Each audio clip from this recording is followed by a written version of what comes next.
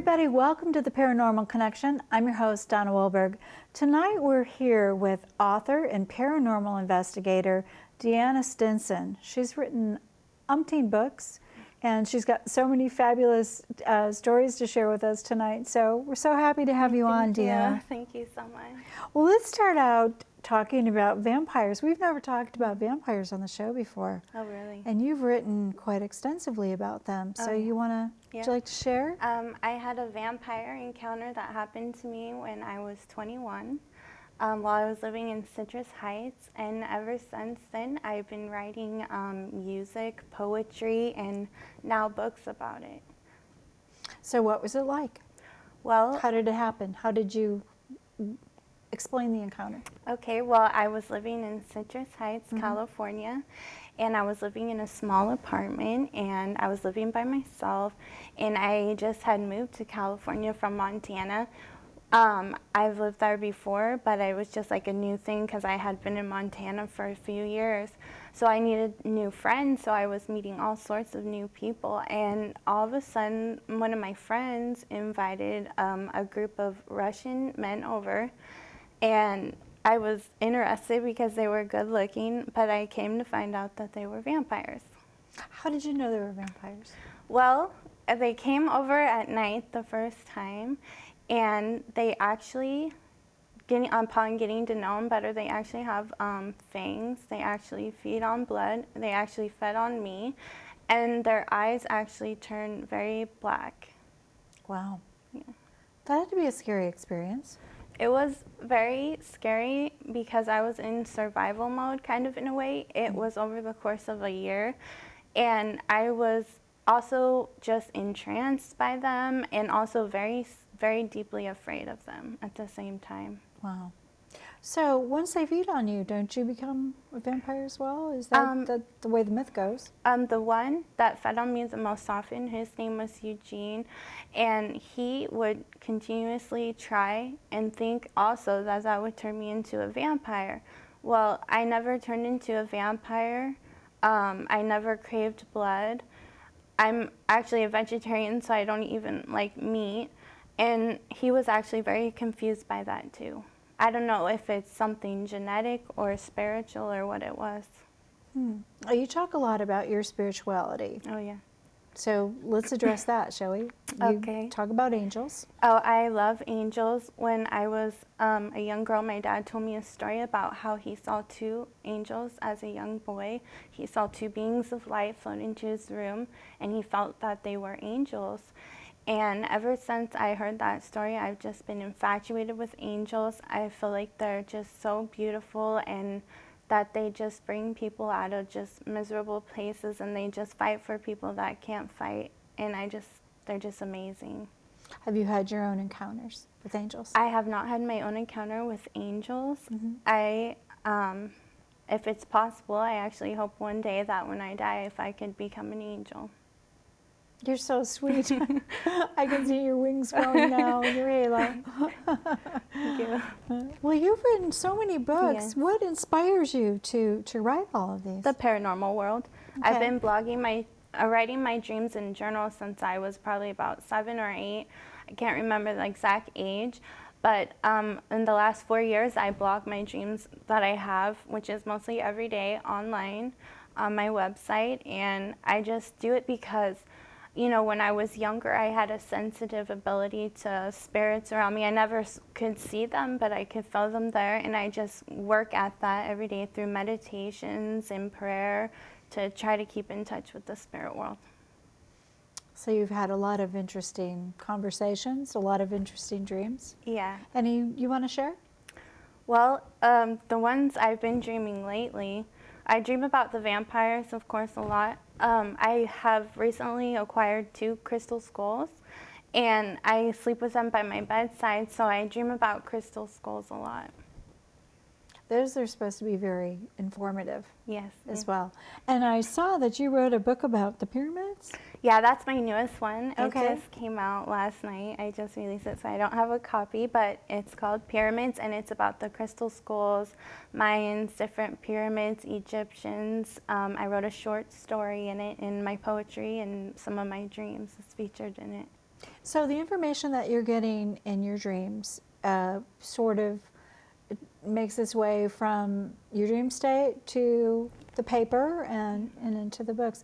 Do you feel like you're a vessel for knowledge? Is that what's happening? Is this the kind of writing that you're doing? Well, the thing, I feel like it definitely does evolve out of my dreams. Like my music, for example, is I've had dreams about songs to write certain things, and so I wake up and I write them. I actually have a lot of different faiths in different religions, and I don't know what it's for or what it's from, but it's very it's very good. I've never had anything bad come out of it. So what kind of music do you play? It's acoustic music. I actually do sort of like an Egyptian vibe to it. And I just like to tell stories through my music about the paranormal world and my experiences and my faith. Sounds beautiful. So are your songs published as well? My songs are online on my website. I've been playing music since the vampire encounter, so about 6 years or so now. And you can go on my website and see them. They're also on MySpace. I play in, the last place I played was in Jamestown, California, but I enjoy doing gigs. So you play guitar? Yeah. Oh, okay. Yeah. All right. Yeah, I can also play violin and keyboard and bass. So are these things that you just picked up, or did they happen to you once you had the encounter with the vampire? I just have a gift for music, I guess. Well, my grandmother tried teaching me a piano when I was young, and I just did my own thing. I didn't try to learn how to read music or anything like that. But yeah, I just picked up the guitar on my own. Yeah, a lot of soul inside of it. So in your years of growing up, you said you had a lot of interesting encounters. Was there anything that manifested into more than just the dreams or the auditory? Oh yeah. Well, see, when I was a young child, my mother had problems, and my father was always away truck driving, so I was basically alone a lot. And so I credit to the spirit world for just basically like keeping me safe. Well, there was something that happened to me when I was young where I actually saw in the sky a giant eyeball, and that I still, to this day, I still think about that and try to research that and see what that is. Yeah. So you felt it was like an omen, or? Oh yeah, it was definitely an evil omen. Oh, evil? Because Okay. I was sexually abused as a child, and that happened right before that. Wow. Yeah. Wow, I look at you and you look so young. You look like one of my daughters. Thank you. You know, you've experienced so much in such a short time. And to write about it, how many books do you have on? 11. 11 books. Yes. That's just amazing. So you write poetry. Oh yes, I've won a few poetry competitions. So would you like to hear a poem? I would love to hear a poem. Okay, this is actually a haiku that I won a first prize award at Columbia College. It's called Seraphim, which is an angel, and it goes, "Love is my hunter, my eyes fill up with the sea, and wings cover my face." It's beautiful. Yeah. Thank you. Wow. So a lot of your books, are they all poetry, or are they a mixture? They're a mixture. I think only one doesn't contain poetry, but I write poetry. I try to write poetry every day. I'm the kind of person, even if I write something and I'm like, this doesn't rhyme or something, I'll still put it out there. Yeah. Well, do you feel like, you know, what you're putting out there is something that needs to be said? Do you have that feeling every time you write something? I feel like I'm a storyteller, and like everything that's happened to me, I feel like I need to just let people know that this is what's happening to me. I know a lot of people don't have experiences with the supernatural world, and I just like to put it out there. Yeah. So what is your most exhilarating experience? Probably my experience with the vampires, because that manifested into sort of a physical sense. And it wasn't just like one of those things where you question yourself and you're like, wait, did I really just hear that? Because it was actually physically right in front of me. Yeah. Well, let's talk a little bit more about the vampires. What kind of characteristics did they have? Well, the ones I encountered were Russians. They spoke a lot of Russian. They weren't originally from America.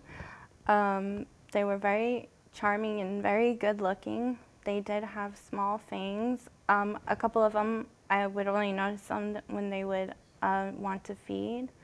And of course, when they would get excited or anything like that, their pupils would just totally turn all black. Oh. Now, reflections. I think I read something about their reflections. They had reflections. They had reflections. They could look at angels. I had a crucifix on one of my walls, and they never touched it or anything, but they could look at it. So. What about the aging process? The aging process, you know, I don't really know if they didn't act like they were gonna die one day, but they were very, very old. They looked like they were probably in their 30s though, but they were a lot older than that. Yeah. I saw an interview with a vampire, and I thought they were kind of interesting and sexy myself. Yeah. I could see how someone would be attracted to someone who looked like that. Yeah. Yeah. Plus, as you said, they're charming. Yeah. So, are there more vampires than we know? This is my first. Yeah. There's research on vampires. There's a lot of things. There's people call them psychic vampires. There's people that practice vampirism that aren't really vampires, but they're practicing like they are. And from what I encountered, it's just like a legendary vampires. So how were you able to get away from them, if you don't mind me asking? One day I just couldn't handle it anymore because also my apartment was being filled with like evil spirits, and it was just a very evil energy there. And one day I just took off and left, and I left no one any knowledge of where I was going. I mean, I didn't even finish the lease on my apartment or anything. I was just freaked out. I couldn't handle it anymore, and I just wanted to get out there. Yeah. Wow. So, your investigations, what kind of investigations do you do? Well, we do anything paranormal, so UFOs, ghosts, anything that freaks people out, we will go and investigate. Huh. So have you had any encounters with UFOs? I don't really think that I have had encounters with UFOs. I stargaze a lot, and I look at the stars, and the UFO thing is kind of still new to me, but it's very interesting. With my crystal skulls, I've learned that I could actually learn to meditate with them and try to communicate with UFOs and aliens, so I'm actually going to try that out. Great. And when do you go on investigations for mostly for spirits and? Yeah, mostly they're calls about ghosts or demonic entities, and we take photographs, we take EVPs, and being a sensitive, it's fairly easy for me to capture evidence because I can feel when there's something demonic in the room, so it's easy for me to be like, okay, now I'm going to take the picture, there it is. So. Wow. Do they scare you? You know, sometimes, like when I go home at night afterwards is when I'm mostly scared, is in that circumstance. But like when I'm doing it, it's just such an adrenaline rush, and you just see the people in the houses are so scared. They don't know what to do. They called you for help, and it's like, so I just want to be like their bright light and help them and be comfortable so they're comfortable. Yeah. Have you ever taken one home with you by mistake? I actually have a haunted radio, and I've kept it for the last 7 years because I had it while I was around those vampires, and it's sort of a weird thing that I'm so attached to it, but I feel like sometimes that there's something around me that's still inside the radio or something. So does it, what kind of symptoms? With me, I will start having nightmares. Uh-huh. It will manifest itself into nightmares. And then sometimes I will just be so depressed the next day, and I just realize to myself that it's not me, it's just some evil influence, and I just try to pray to get out of it, or meditate, or just do yoga or something to feel better, just to ward it off. Yeah.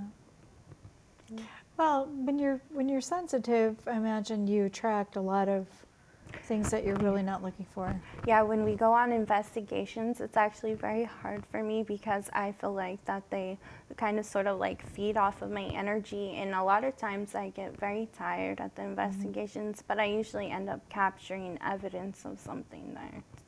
So what's the most incredible evidence that you've captured? The most incredible? Well, Yes. when my husband was doing an EVP, actually, we captured an EVP at the same moment I took a picture, and we saw this dark shadow figure like coming out of a window, and he had a head and shoulders and everything. Wow. So that was so incredible. It's good when you can actually capture, a visual along with the audio Yes. and everything else. Yes. Wow. So does this come up a lot? Do you do a lot of investigating? Yeah, our group is Higanelliism Paranormal Investigations, and we get a lot of calls. We're doing a lot of UFO stuff right now. So, yeah, we enjoy it, yes. That's great. Yeah. Well, when you think of a business and how much business do you get, how many people are being affected by the spirit world, paranormal world. Yeah, and we volunteer our Yeah. services, so Yeah. it's actually good if we don't get a lot of calls. That's good, But no, we actually do get probably a few calls a month is probably the average, and we just love it. It doesn't matter if they're a few hours away. We just love to go out there and help people. Well, that's super. And I know you're married to someone who's really special and very sweet. Oh yes, he's amazing. Oh, so where do you see your writing career and your investigation career? Where do you see all this going? I would like, in my wildest dreams, to actually open up like a brick and mortar place for the investigations where people can come in. But with my writing, I hope that just people just could read my books and just get enjoyment from reading my books. So. Wow. Well, you certainly have cranked out quite a few. Do you get do you get a lot of downloads? Your inspiration, does it come from? I said you document your dreams. Oh yes. And then you write them. Yes, I do get a lot of downloads, like what you're saying. Like, for example, I've literally wrote a song out of my dreams before because I have heard this eerie singing in my dreams, and it is so eerie that like the words, because I've also been practicing for so long, going into my dreams and pulling out my memories, I can actually pull out each word from the song and bring it out, and I've actually have written songs that I've pulled out of my dreams. That's so cool. Yeah. And Wow. poetry and stories. I will get idea for poetry out of my dreams as well. It's very interesting. Yeah. Wow. So where do you go from there? I just write down as much as I can remember. I'll just fill up notebooks and just, it's never useless information. That's the thing. It's always important. Like, if I could just pull out a phrase, if a phrase just sticks out, I'll just write it in a journal, and then I might come back to it a few weeks later, or even a month later, and I just start writing a poem around it when it's clear and it makes more sense. So do you feel that the information that you're getting in your dreams is it always meant for you, or is it ever meant for other people? I've had dreams before that have come true about other people, but the thing is, it's really hard to tell somebody, hey, I had a dream about you, and I'm afraid that for your health or something like that, because a lot of people just don't really believe in that. Yeah. Yeah. So I can pray and I can meditate and I can try to be helpful, but I can never really directly tell the person. So it's kind of hard to believe. Well, we've talked about the vampires. Is there anything else that you've encountered besides vampires and?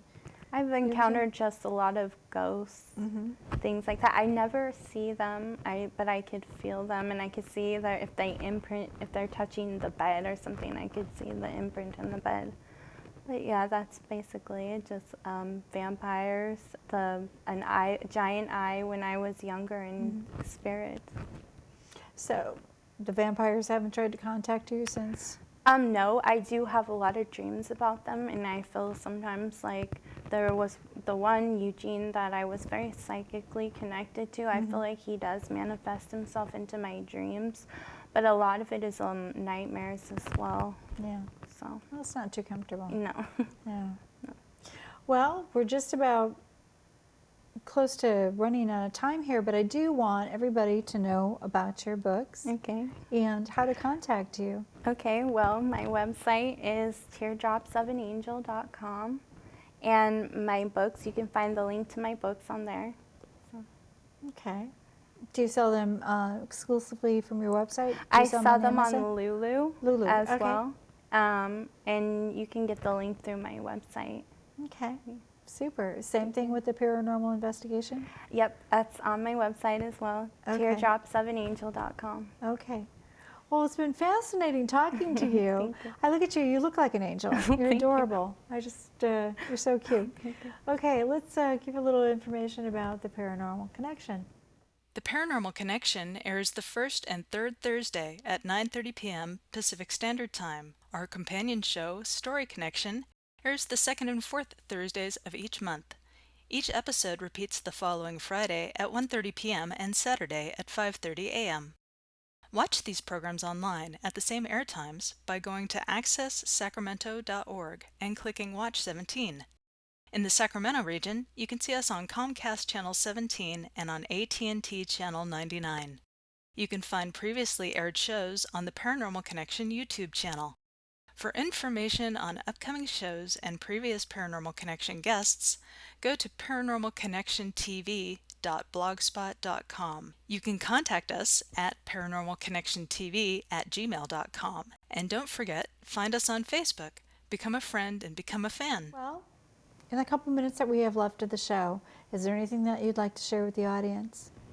I just want to share my website, and I want to say that I also love putting paranormal art and other people's poetry or short stories on my website as well. So go ahead and look me up. Good. So you're just out there wanting to help in any way you can. Yes. Yeah, your website reflects that too. And you as a person, you know, you have that sweetness about you. Thank you. You're such a goodness sparkle, a little fairy. Okay, well, I guess that wraps it up for the show tonight. Thank you so much for coming on and sharing your story. And I do hope you get your wings. I definitely see them for you. Thank you. And good luck with your books. Thank you so much. Yeah. All right. Well, thanks everybody for coming and watching Paranormal Connection tonight. And I'd like to thank my wonderful crew, my personal angels, Lisa and Greg and Ted and Laura, who's not with us tonight, but will be. And without them, we wouldn't be able to put the show on. So we're all surrounded by angels, right? Yes. Okay. Well, thank you so much for watching, and God bless. Good night. Thank you, Deana. Thank you. Don't let anyone tell you what you should or should not believe. You never know what you're going to get when I take the stage. I'm afraid of opening Pandora's box. Those things are like a stone around our necks. You thought, please God, don't let this be the angel of death coming for my child. People ask me, can spirits from that long ago come around? And the answer is absolutely yes. You never know what you're going to get.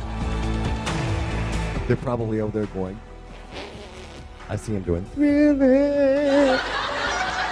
It was wonderful. It was wonderful. She says, it's about damn time you got your act together. I knew that my question had to be answered.